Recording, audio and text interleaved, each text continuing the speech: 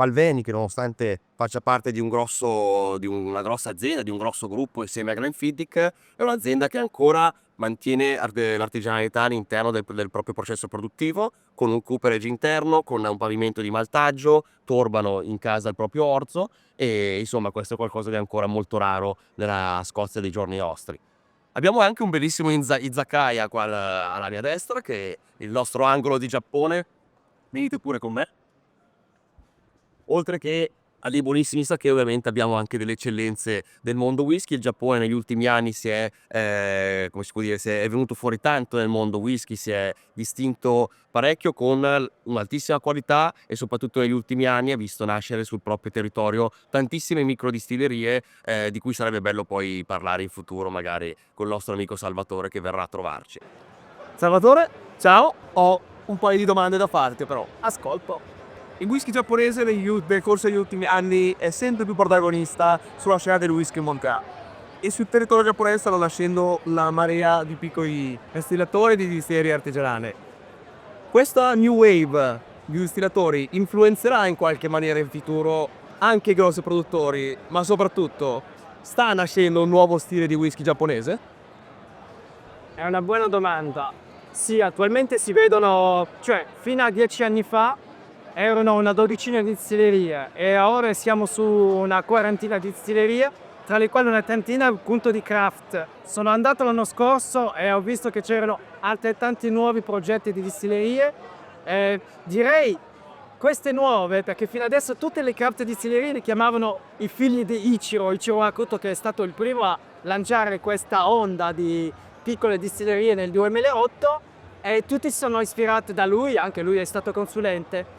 E allora si vede questa mentalità di fare un prodotto, un whisky proprio sempre più locale, addirittura con la materia prima locale. Quelle nuove distillerie, la seconda ondata che sto vedendo, stanno cercando di fare differenza, cioè dire ok, non vogliamo essere detti che ci dicono che stiamo copiando Ichiro o tale distilleria.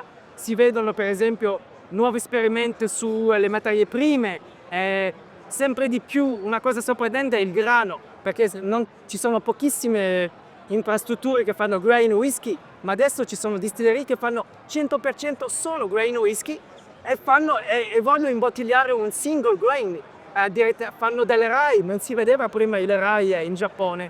Dunque c'è questa nuova tendenza di ok, facciamo giapponese, ma dimostriamo al mondo che sappiamo evolvere, perché c'è sempre quel fatto Giappone, tradizione e modernità.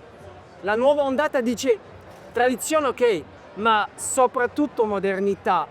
E la cosa si vede bene, sta crescendo un po' veloce attualmente. Vedremo fra un paio di anni chi va avanti o chi rimane. In quanto all'influenza sul resto del mondo, direi che io ho sempre considerato che da quando il whisky giapponese è diventato mondiale, l'allieve ha praticamente superato il professore, ma dà anche delle lezioni al professore. Casi come per esempio con Nikka, che hanno imbottigliato il single grain e che poi si è visto in Scozia anche di stili imbottigliatori indipendenti che facevano dei single grain bottling. Vedete anche il famoso World Blend, che è tipicamente giapponese, con l'Ichiro Hakuto, con il suo Malton Grain, con Nagahama, che hanno fatto i World, e che prima erano criticate da questi paesi dell'estero, come dire, ma che fate, non è 100% giapponese. Oggi che cosa si vede? Si vedono World Blend creati da imbottigliatori scozzese e irlandese che aggiungono addirittura del whisky giapponese come una più valuta. E ecco qua, prima criticate, adesso ci copiate. Siamo ispiratori. Io credo che su questo punto di vista ispirerà tante distillerie fuori dal Giappone, ma a piccolo livello. Le grandi distillerie, la grande industria prende lezione. Per esempio si vede dove si parlava che il Mizunara, la famosa quercia giapponese, era ultra confidenziale, ma adesso gli americani fanno dei bourbon invecchiati Mizunara, gli scozzesi fanno dei Mizunara finish, perché capiscono che questo parla al pubblico conoscitore di whisky. Dunque prenderanno un paio di cose.